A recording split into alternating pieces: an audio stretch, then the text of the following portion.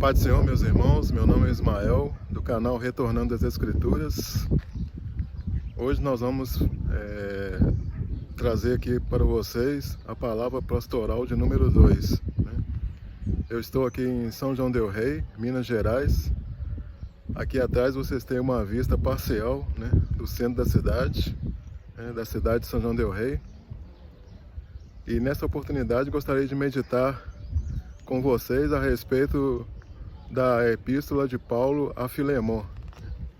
Filemon é uma carta pequena com apenas um capítulo, mas que ela traz muitos ensinamentos para nossas vidas.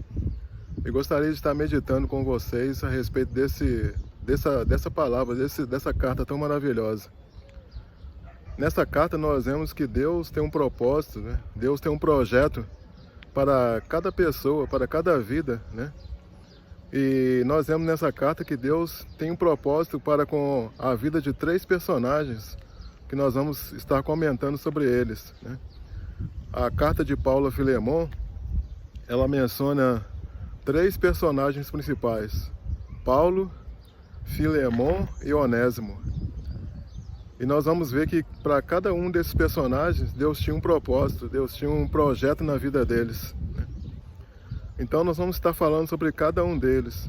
Primeiro falar sobre Filemon. Filemon era um homem que tinha posses, era um homem rico.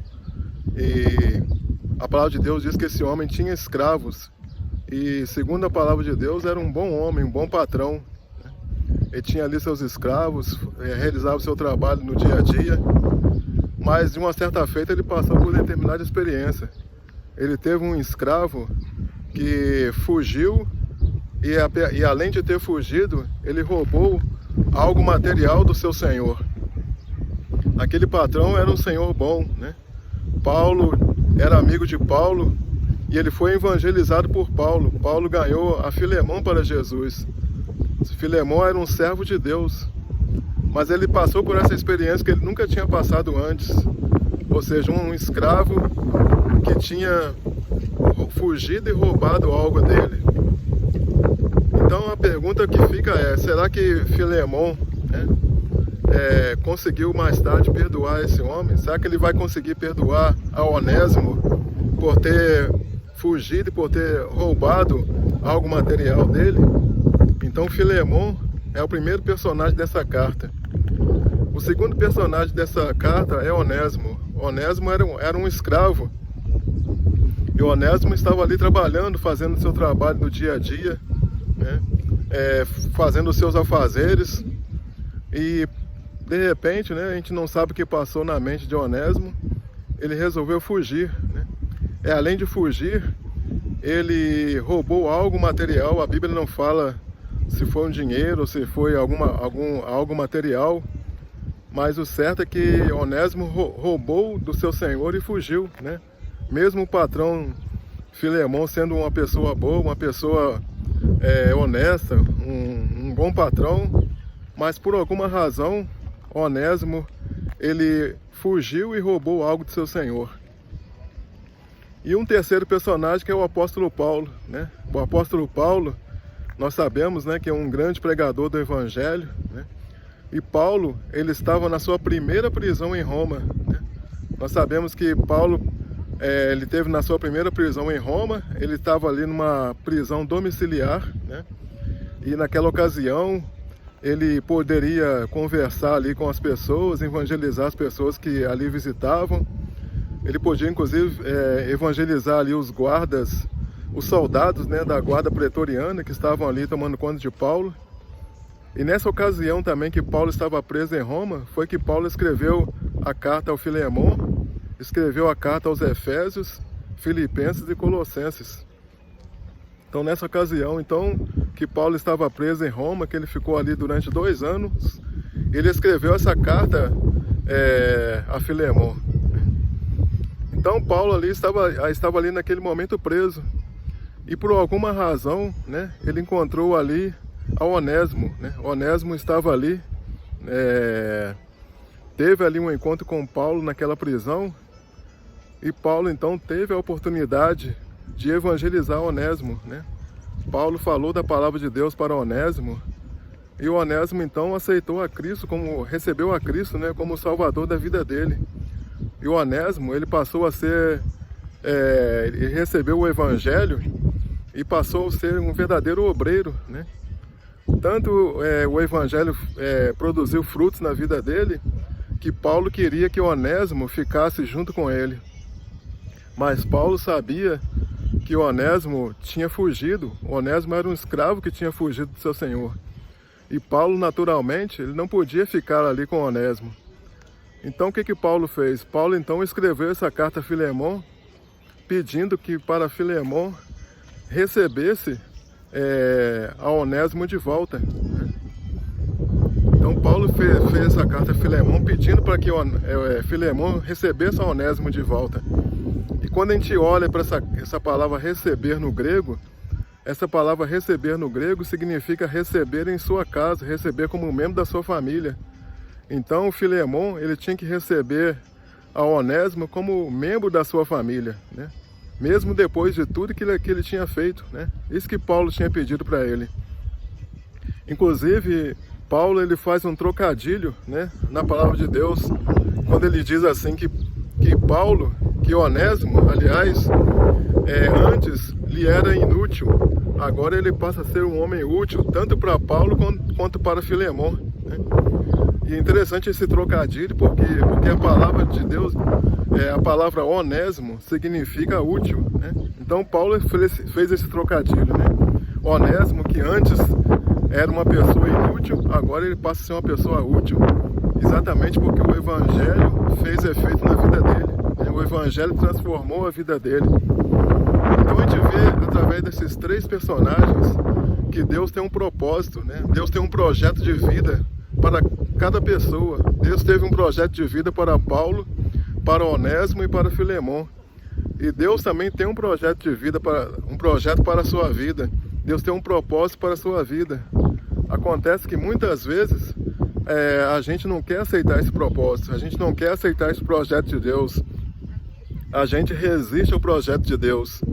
E nós vemos que verdadeiramente Deus fez uma obra maravilhosa, uma obra transformadora na vida de Onésimo.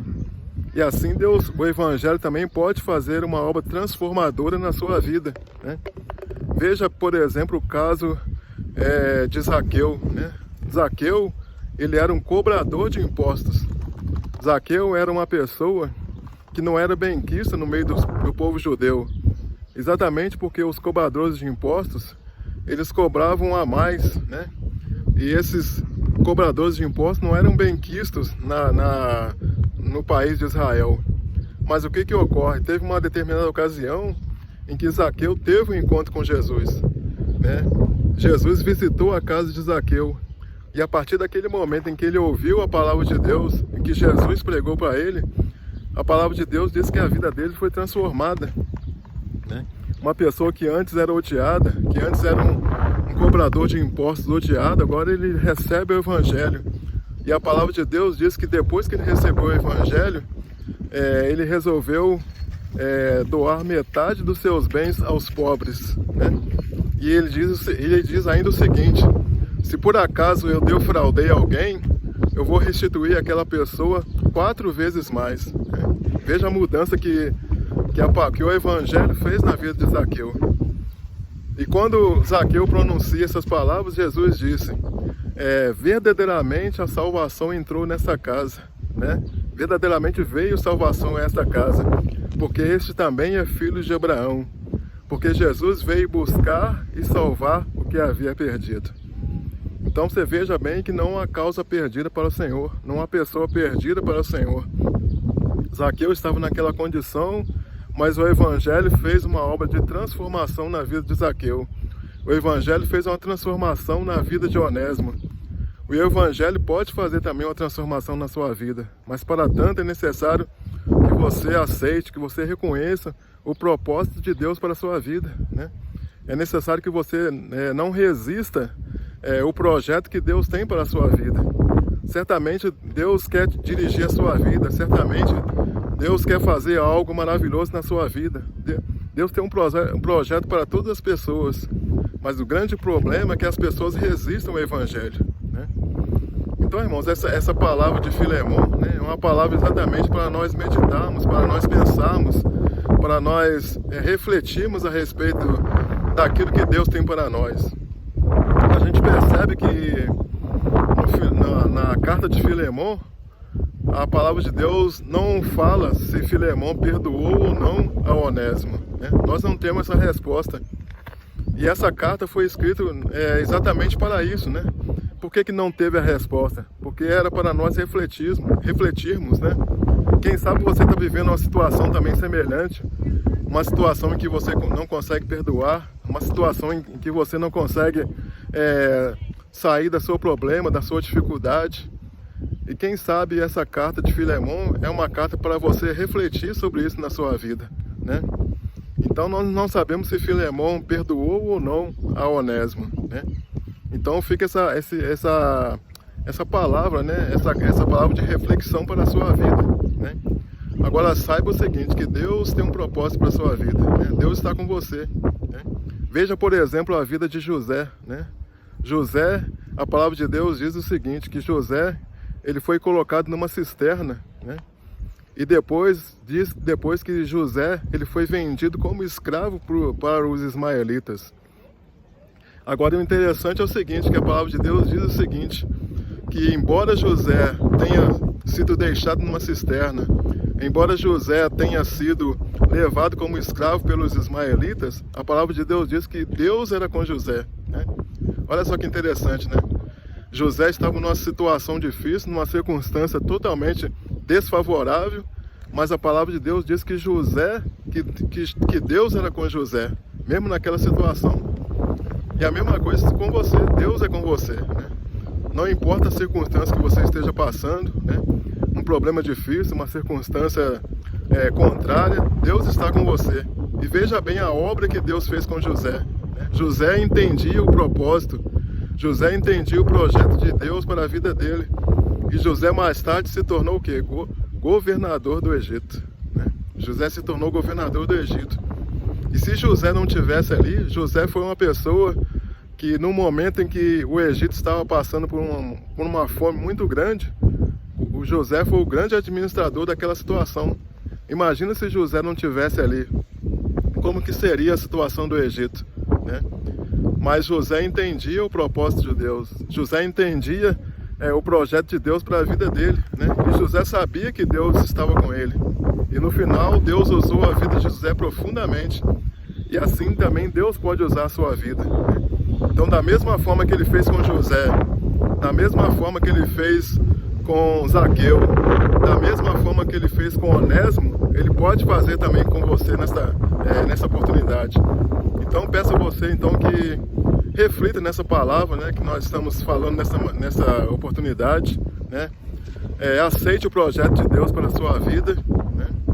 E fica essa palavra de meditação para você, né? Essa carta de Filemon é uma carta pequena, uma carta de um capítulo, né? Nessa carta de Filemon, por incrível que pareça, né, não é uma carta doutrinária como as demais cartas de Paulo, mas é uma carta que conta uma história, né? Uma história para nós refletirmos a respeito da sua vida. Então fica essa palavra de meditação para a sua vida, né? Que você verdadeiramente reconheça, aceite o projeto de Deus para a sua vida. Amém, irmãos? Então fica essa palavra no seu coração. Agradeço a você que assistiu o vídeo até aqui, até o final. Se você gostou desse vídeo, peço aí que você deixe seu joinha, seu like. Se você ainda não é inscrito no canal, peço que você se inscreva no canal, né? Obrigado mais uma vez por você ter assistido o vídeo até o final. E aguarde aí que nós postaremos ainda mais outros vídeos pastorais para a edificação da sua vida. Amém, irmãos? Então louvado seja o nome do Senhor. Fiquem todos na paz e na graça do nosso Senhor Jesus Cristo. Amém, irmãos? Glória a Deus.